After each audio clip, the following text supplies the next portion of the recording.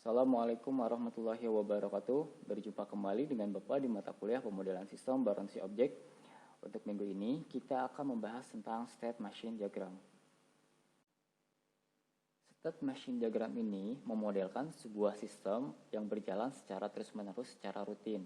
Misalkan contoh yang selalu kita lakukan sebelum perkuliahan adalah melakukan presensi. Nah, itu adalah aktivitas yang selalu kita lakukan secara rutin dan dapat kita masukkan ke dalam state machine diagram. Nah, sebelum kita membuat state machine diagram, tetapi kita harus membuat terlebih dahulu activity diagram, use case diagram, class diagram, object diagram. Sistemnya itu adalah terkomputerisasi. Yang tadinya manual diubah ke dalam state machine diagram, prosesnya itu yang terkomputerisasi. Misalkan biasanya kalau misalkan melakukan presensi, Bapak menggunakan lembar presensi, terus dipanggil satu persatu, terus Bapak checklist di kertas. Nah, kita gambarkan proses tersebut ke dalam state machine diagram, tetapi dirubah konsepnya menjadi terkomputerisasi. Contoh lain ya, misalkan dalam kehidupan sehari-hari, kita ambil satu contoh kasus adalah ojek. Kita belum membahas tentang ojek online, tetapi yang kita bahas adalah ojek konvensional. Nah, bagaimana prosedur cara memesan ojek konvensional? Pertama, pelanggan menghampiri pangkalan ojeknya, setelah itu menawar harga dan memberikan keterangan jarak tujuan yang akan ditempuh oleh ojek tersebut. Nah, setelah menerangkan jaraknya, maka pelanggan menanyakan harganya. Berapa harga untuk tarif jarak tersebut? Nah, setelah itu tukang ojeknya menerangkan harga sekian. Nah, jika setuju, maka pelanggannya melakukan transaksi ojek tersebut. Nah, itu adalah rutinitas yang selalu dilakukan di dalam ojek konvensional. Sehingga jika kita ingin mengkonversikan ke dalam komputerisasi, kita ubah sistemnya melalui state machine diagram. Pertama, misalkan mulai, terus memesan ojek melalui aplikasi mencari driver. Oke, sebelumnya ada yang terlewat ya, menentukan jarak terlebih dahulu. Kita ulang, mulai, menentukan jarak, melihat harga, terus klik pesan driver. Maka otomatis aplikasi dia akan mencari driver terdekat.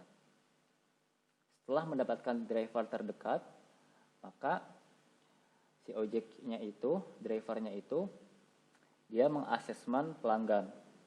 Lalu mengkonfirmasi pelanggan apakah benar memesan ojek. Jika ya, maka transaksi dilanjutkan. Pelanggan dijemput ke tujuan. Nah, itu digambarkan ke dalam state machine diagram sebagai usulan sistem yang baru. Sehingga alurnya ketahuan aplikasi tersebut alurnya seperti itu. Nah, dibuatlah aplikasi Gojek dari alur yang telah kita usulkan. Jadi seperti itulah fungsi dari state machine diagram. Oke, kita lanjut ke materi berikutnya. State machine diagram adalah teknik terkenal untuk mendeskripsikan perilaku dari suatu sistem yang telah Bapak tadi terangkan tentang Gojek.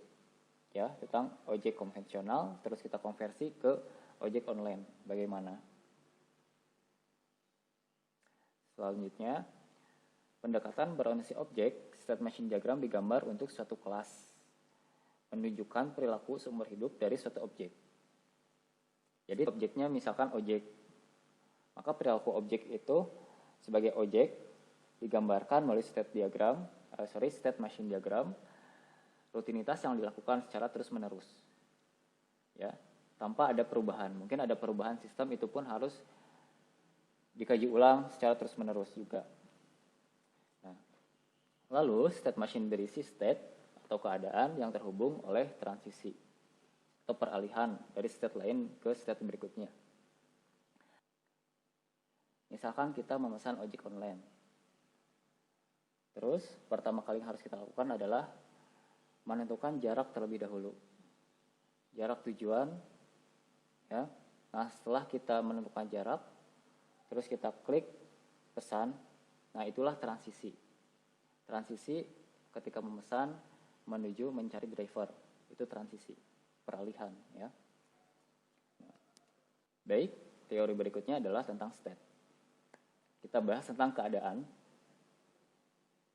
State adalah suatu objek yang didefinisikan oleh nilai dari atribut dan hubungannya.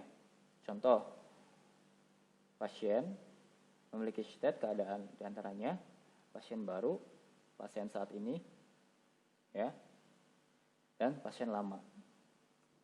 Nah, state-nya jadi seperti ini. State machine diagramnya jadi seperti ini. Ya.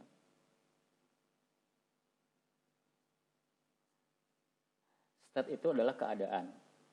Kita lihat keadaan di sini ada apa aja. Keadaannya adalah masuk, diterima, keluar, dan dirawat. Mulai dan selesai. Itu adalah keadaan, disebut dengan state. Ya. State pertama, state kedua, ketiga, keempat. Ada 4 state ya. 6 sama mulai dan selesai. State pertama, kedua, ketiga, keempat, kelima, keenam. Sekarang kita bahas tentang transition ya. Tadi Bapak sudah menjelaskan transisi secara sekilas. Sebuah transisi atau peralihan adalah suatu relasi yang mewakili pergerakan dari suatu objek dari satu state ke state lainnya. Beberapa transisi memiliki GORD, kondisi, ekspresi boolean yang berisi nilai atribut yang memperbolehkan suatu transisi terjadi hanya jika kondisinya benar atau true. Nah, sekarang di sini mana yang disebut transisi dan mana yang disebut dengan state. Tadi Bapak sudah menjelaskan tentang state. State yaitu yang ini ya. Masuk, diterima, keluar, dan dirawat. Itu adalah state. Sekarang transisinya apa? Ini transisinya. Setiap transisi menunjukkan state selanjutnya. Misalkan transisi pertama mulai. Nah, ada transisi masuk ini. Dia ke sini. Terus transisi lagi setelah masuk yaitu daftar. Kondisi true, jika pendaftaran diterima, ya ternyata dia tidak sehat. Wah benar, ternyata dia tidak sehat, maka dirawat. Setelah itu, setelah dirawat, ternyata sudah sehat, keluar. Tetapi kalau kondisinya tidak benar, setelah daftar diterima, wah ternyata dia sehat, atau ternyata dia tidak benar sakit, tidak benar-benar sakit, dia ternyata sehat, keluar. Transisi berikutnya adalah keluar. Ini yang menunjukkan transisi. Wah dia transisinya sehat, keluar, terus selesai. Itu yang dimaksud dengan true or false, boolean ya. Kondisi 1 untuk benar yang ini. Kondisi kedua sehat. Seperti ini. Atau dibalik juga sebenarnya bisa. Yang ya-nya mana, yang tidaknya mana. Kalau misalkan diterima, ternyata ya dia sehat, maka keluar. Kalau misalkan di sini kondisinya yang tidaknya, ketika daftar, diterima, diperiksa, ternyata tidak sehat, dirawat, maka harus dirawat ya. Kalau misalkan kondisinya benar, tidak benar sehat, maka harus dirawat. Jika dia kondisinya benar sehat, maka harus keluar dari rumah sakit. Tidak usah dirawat. Begitu. Pilih salah satu aja yang mana yang tidaknya dan yang mana yang ya-nya. If else ya, kalau dalam bahasa pemrogramannya itu seperti itu. Nah, setelah kita membahas tentang transisi, kita bahas tentang action dan activity. Ya. Action, proses yang tidak dapat diuraikan dan tidak bisa diganggu. Action diasosiasikan dengan sebuah transisi. Sedangkan activity, proses yang dapat diuraikan dan bisa diganggu. Activity mengambil waktu lama yang diselesaikan daripada action dan bisa diawali dan dihentikan oleh sebuah action. Ya, jadi action tidak bisa mempengaruhi activity. Kebalik ya. Action dapat mempengaruhi activity dan activity tidak dapat mempengaruhi action. Itu maksud dari poin ini. Bisa diawali dan dihentikan oleh sebuah action. Misalkan contoh, Kita memesan Gojek, ya, aktivitas ya, kita memesan Gojek itu aktivitas.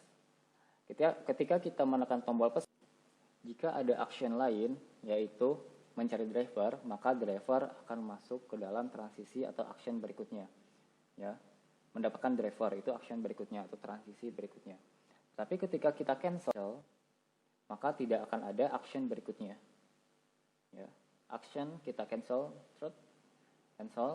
tombol cancelnya kita klik, maka tidak akan ada aktivitas berikutnya. Aktivitasnya driver mengantarkan pelanggan. Nah, itu aktivitas. Karena actionnya tadi kita cancel di tombolnya, di aplikasinya, kita klik tombol cancel, maka aktivitas tersebut tidak akan dilakukan. Itu maksud dari bisa diawali dan dihentikan oleh sebuah action. Ini kita kembali ke state machine diagram pasien ya. Ini activity. Yang dimaksud dengan activity dan ini adalah action. Misalkan contoh ketika aktivitas dihentikan oleh action. Seperti ini contohnya. Kita daftar ke rumah sakit, masuk RS. Ya. Kita masuk ke rumah sakit. Masuk RS, tetapi ternyata rumah sakitnya tutup. Otomatis tidak akan ada action lagi, ya. Actionnya rumah sakit tutup. Meskipun activity-nya daftar, karena actionnya tutup, si rumah sakitnya tutup, maka tidak akan ada transisi. Sudah aja stuck sampai di situ.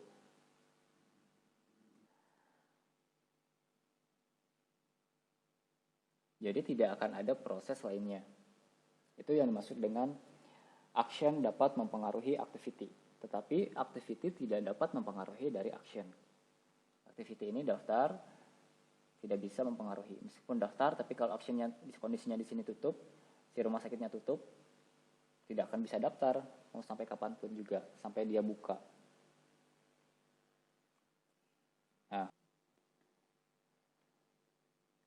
Nah, sekarang bagaimana caranya kita menentukan kata untuk activity dan kata untuk action? Biasanya keduanya menggunakan kata kerja. Untuk activity biasanya menggunakan kata kerja yang lengkap dengan keterangannya. Tetapi kalau misalkan action biasanya kata kerja hanya satu kata saja seperti ini. Action ini kata kerja sebagai kata kerja pokoknya. Tetapi untuk activity keterangan dari kata kerja tersebut. Kita tentukan terlebih dahulu kata kerjanya, ya, baru kita masukkan ke dalam state machine diagram. Di sini misalkan masuk ya untuk action, untuk state. Ini action. Ini simbol dari state. Ini state awal simbolnya dan ini simbol dari state akhir. Masuk, keterangan dari activity-nya adalah masuk RS. Jadi aktivitas itu adalah aktivitas yang dilakukan. Keterangan aktivitas yang dilakukan. Kalau ini, kalau action, kata kerja. Kalau ini, kata kerja dengan keterangan. Kalau activity. Masuk RS. Ya, masuk, daftar, atau kita juga bisa mendaftar. Mendaftarkan, atau mendaftarkan diri, atau mendaftarkan administrasi atau daftar administrasi juga bisa untuk activity. Setelah itu diterima, ya. Jika tidak sehat, jika ia tidak sehat, maka dirawat. Step berikutnya dirawat. Ini transisi ya, maksudnya transisi perpindahan state satu ke state yang lainnya disebut transisi. Transisi. Terus diagnosis, jika tidak, maksudnya tidak sakit ya, jika tidak sakit atau berarti dia sehat, kondisinya tidak benar ya, tidak sakit, maka dia keluar dari rumah sakit. Keluar, atau misalkan diagnosisnya sehat, tidak sehat ya, menerangkan. Untuk lebih jelas, kita lihat contoh yang lain ya. Di sini ada contoh sederhana dari state machine diagram makan ya, sehari-hari. Jadi ini aktivitas kita sehari-hari, ketika makan kita masukkan ke dalam state machine diagram. Contoh di sini kita step pertama mulai membuat makanan maksudnya transisi ke create ya, membuat. Hanya satu kata kerja yaitu membuat. Kalau ini ada keterangannya, membuat makanan. Membuat, setelah itu meletakkan makanan di dalam kotak makan. Meletakkan makanan di dalam kotak makan. Ini adalah activity. Jadi aktivitas yang kita lakukan keterangannya mengemas makanan. Ini bisa kita mengemas, kita ketik di sini mengemas untuk actionnya. Selanjutnya, keluarkan makanan dari kotak makanan. Ini aktivitas yang kita lakukan ya, aktivitas yang kita lakukan. Setelah itu masuk ke action, makan, gitu. Actionnya makan. Nah, setelah makan kan ada transisi memakan gitu ya, memakan. Dalam activity kita juga bisa menggunakan satu kata makan, atau kita lebih jelas lagi memakan misalkan, atau memakan makanan yang telah kita buat, atau selesai memakan.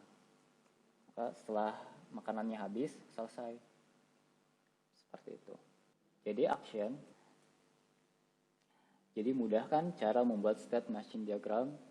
Jadi pertama kita pahami dulu alur sistemnya. Kalau bisa kita deskripsikan terlebih dahulu yang kita ketahui tentang alur sistem tersebut. Hasil wawancara misalkan kita deskripsikan pertama sampai akhir. Setelah itu kita masukkan ke dalam state machine diagram. Baik, cukup sekian penjelasan dari Bapak tentang state machine diagram. Untuk video berikutnya, Bapak akan memberikan tutorial cara membuat state machine diagram menggunakan Star UML. Disimak ya.